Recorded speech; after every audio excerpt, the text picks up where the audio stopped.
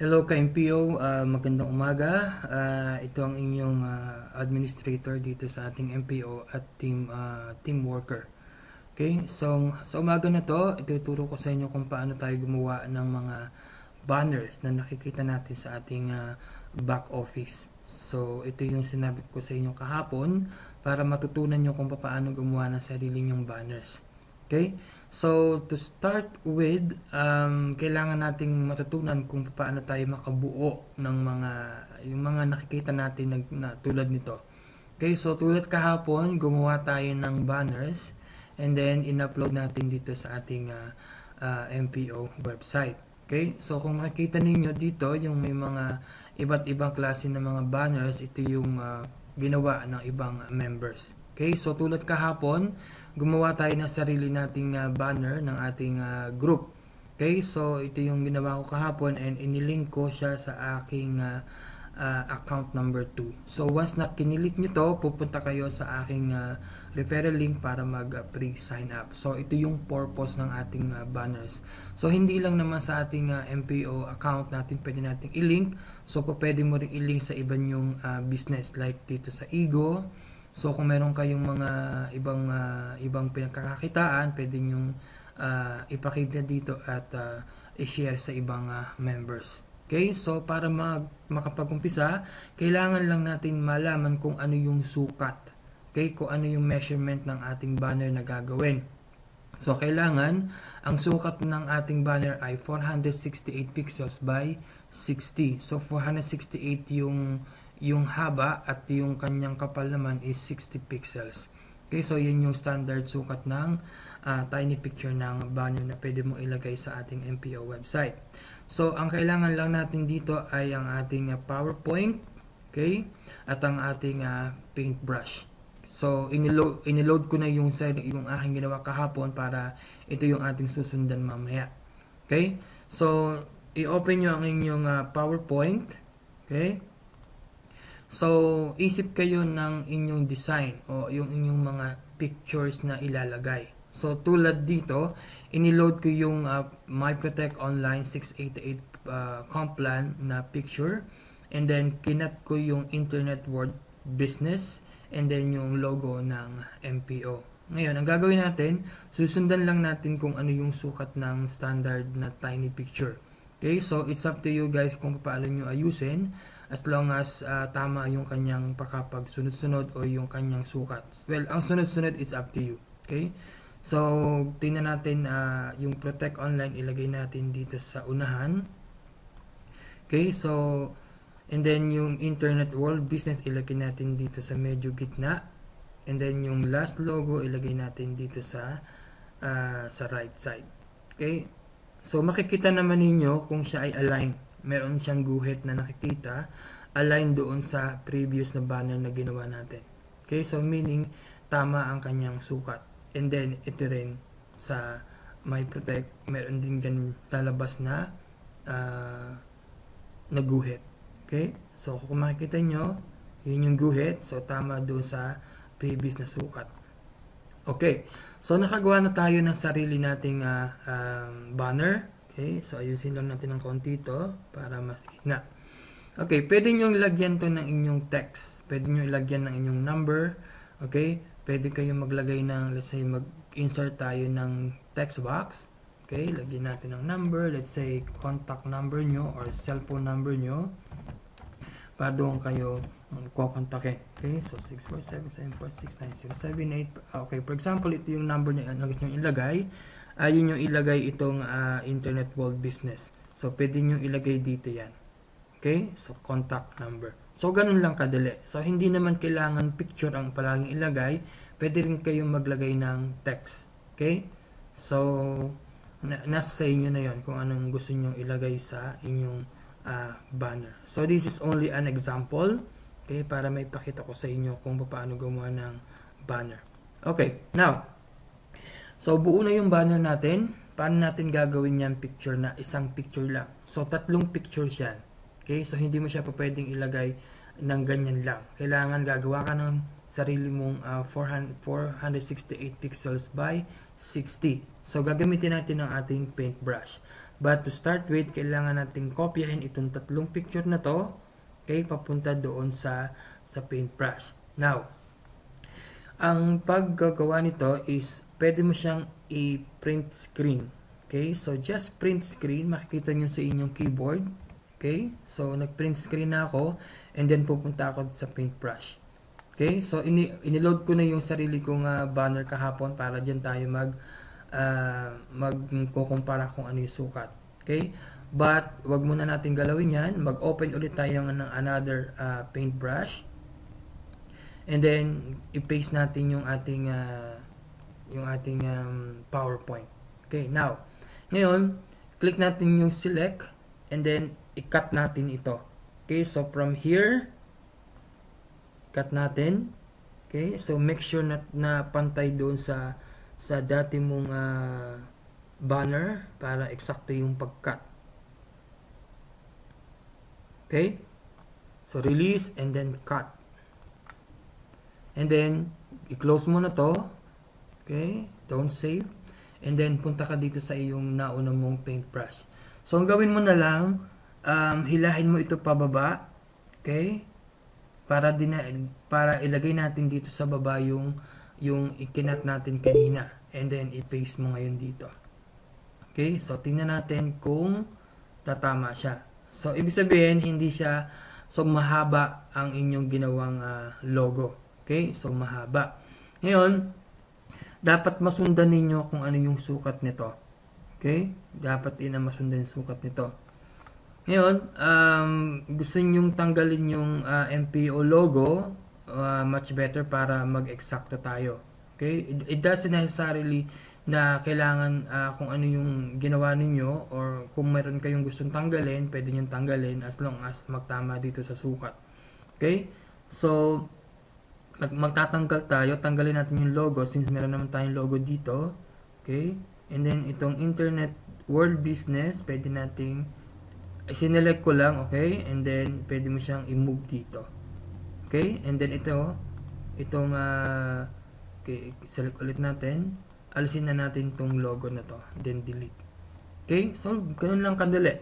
So, ngayon, gagawin natin, i-select ulit natin. Okay?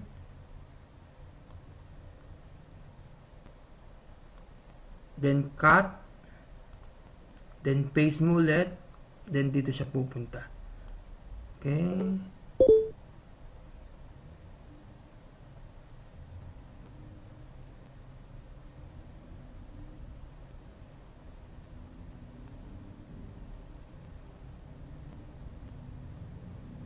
Okay, mas maganda. Tanggalin muna natin ito.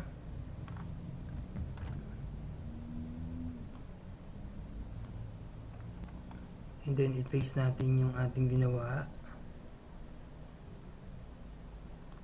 And then, i-move natin dito.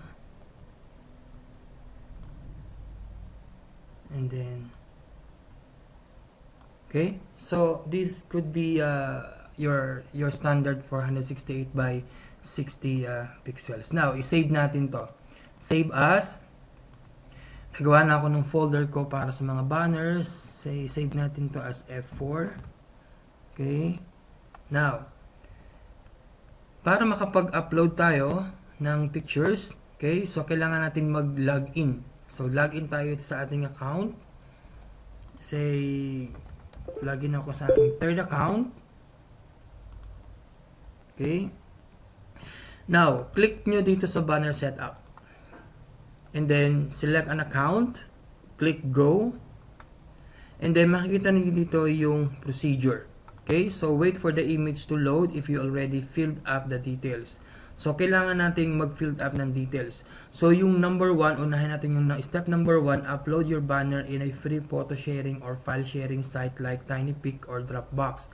So, in my preference is, or my, sa Tiny Picture ako pumupunta. So, click natin yung Tiny Picture. I-upload natin yung ginawa natin. Okay? So, dito sa browse option, click natin yung browse. And then, i-open natin yung folder kung nasaan nakasave yung ating banner na ginawa kanina. Okay, so for me, nasa MPO siya, and then nasa folder ng banner. Okay, so here you go. Okay, so i-upload natin to sa ating file sharing. Click open. Okay, so naka-browse na siya. Yung tag, ilagay mo na lang ay MPO. File type, image, resized, no, that's default, and then just click upload. And it will upload yung picture as your tiny. Okay? So nakalagay dito, please help us fight spam, automated uploads, follow the instructions in the graphic below. So please enter get photo editing effects. Okay, so your answer, just please enter get photo editing effects. So just click get or type get photo editing effects. Okay, so just upload now. So ito ginagawa lang nila to para siguro malaman kung hindi ka robot. Okay, so kung human kang gumagawa o nag-upload ng picture. So just click upload. Okay, and then upload, then click here to view your image. Okay, here we go. So meron na tayong links ng ating banner. So ito yung gagamitin natin. Okay, yung direct link for layouts. So copy paste. So i-click lang natin sa loob, and then right click, then copy. Okay, then puntahan natin yung ating website, yung ating back office. Dito natin ilalagay sa image link. Okay, so i-delete lang natin ito. Oops. Ito yung dati kong ginawa kahapon. Let's see. Okay, ayaw ko siyang patungan. Okay, ayaw ko siyang patungan. Ayaw ko siyang i-override. Okay, so mag-log out ako. And then, mag-login ako sa ibang account. Let's try natin ang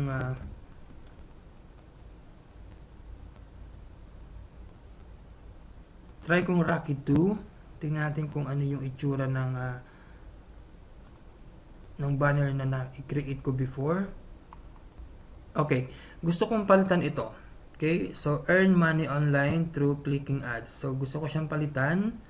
Okay, and then gusto kong palitan ng ginawa natin kanina. Okay, so since meron na tayong na-upload na picture, okay, so i-click mo lang dito or papatungan lang natin yung ginawa natin kanina dito. Diba? Ito yun. Okay, so click and then copy. Ipi-paste natin dito sa image link. Okay, so i-click ko dito, papatungan ko to. Okay, so just click or just paste. Okay, just paste. Oops. Wait. Image. So you can keep the biggest kids in the family clean too. Close ko lang to ha. We all go. Why not enjoy the go with Charmin Ultra Strong? Okay. Sorry for that. So just copy this. Go to My Protect. Right click and then paste. Okay, here you go. Now, meron na tayong link ng ating picture, and then yun namang target link kung saan nyo papupuntahin yung user. Okay, ito yung target kung saan nyo gustong papuntahin yung inyong user. So hindi ko siya papalitan. Okay, it's up to you. Kailangan dito referral link nyo or something na yung ibang business nyo ang pwede nyo gamitin dito. Okay, so just click save para mapalitan itong picture. And then go back. Okay, so to check kung na-upload. Okay, so here you go. Nandun na yung ating ginawang banner. Okay, so sa bawat banner na ina-upload nyo, meron tayong total banner impression credits. Okay, so habang so meron lang tayong from 1,000 credits. Okay, I don't know how many credits ang isang picture. Okay, so nababayan. Okay, so yun lang yung, I think like 3 or 4 pictures lang ang pwede mong i-upload. Okay, then click ulit yung save. And then makikita mo na yan once na nag-reload ka ng inyong website. So let's see, tingnan natin kung lalabas na siya. Okay, i-log out natin para meron tayong 4 choices or 4 yung nakikita natin. Okay, so click on reloading para makita natin yung ating ginawa.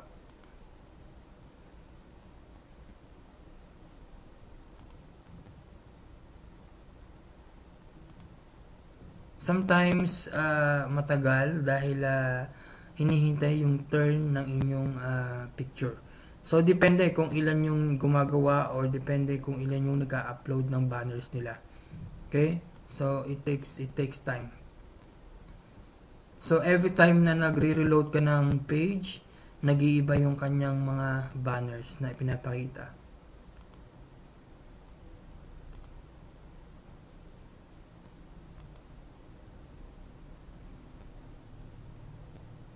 So just take note, ang paggagawa ng banner, okay? So hindi naman kailangan lahat pictures. So pwedeng lahat ay text, pwedeng lahat ay picture or isang picture lang. Pwede mo siyang i-expand.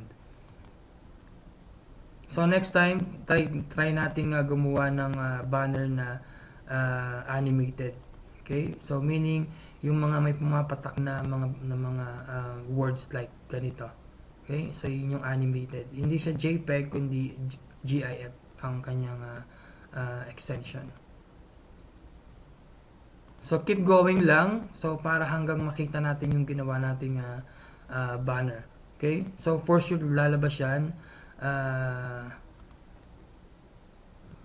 once na always reload kayo ng inyong page. Okay? So ito yung sinasabi ko sa inyo. Okay? So kapag hindi siya standard yung kanyang size, nag-e-expand lang, hindi siya masyadong magandang tingnan. Okay, hindi buo yung picture. So ito kasi hindi siya standard size ng 468 by 60. Okay, so ginawa lang nila kinapicture lang nila yung kanyang gustong picture and then that's it. So hindi siya yung standard na picture.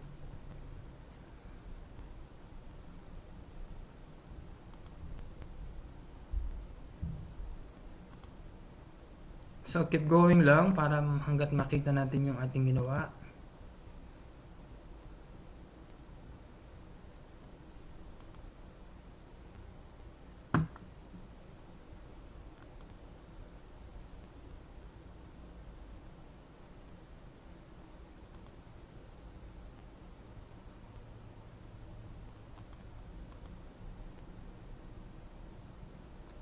So guys, if you have questions, pwede nyo akong i-PM. Okay? So since meron na tayong video tutorial kung paano gumawa ng banner, so it's up to you kung paano niyo buuin ang inyong banner. So ngayon meron na kayong idea kung paano mag-upload, kung paano mag-create ng tiny pictures, kung paano gumawa ng sarili nyong link, okay, papunta sa inyong website. So, ngayon, meron na kayong idea how to do it. So, for any questions, just send me private message sa Facebook and then sasagutin ko kayo once na libre ako. Okay? So, just keep on going lang ng paglo-load para makita natin yung ginawa nating banner kanina. Okay? So, hanggang sa muli, this is Jerlyn again from Team Worker at MPO sa ating video tutorial. Okay? Magandang umaga. Bye-bye.